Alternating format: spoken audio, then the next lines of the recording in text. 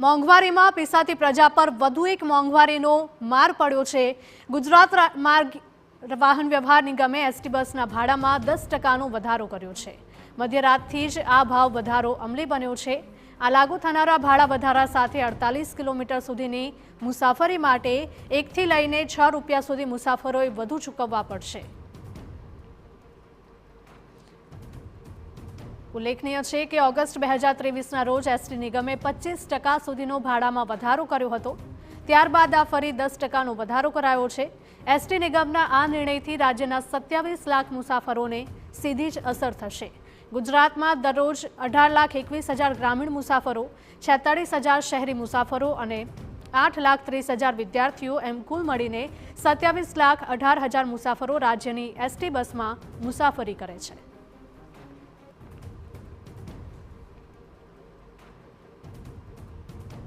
આ ફેરફાર છેલ્લા ઘણા સમય પછી કરવામાં આવે છે।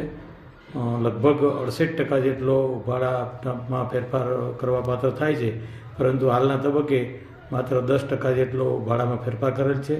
અને આ ફેરફાર છે એ જે લોકલ બસના મુસાફરો છે એ 85% જેટલા મુસાફરોને માત્ર 1 થી 3 રૂપિયા જેટલો એમાં ભારણ પડે એમ છે।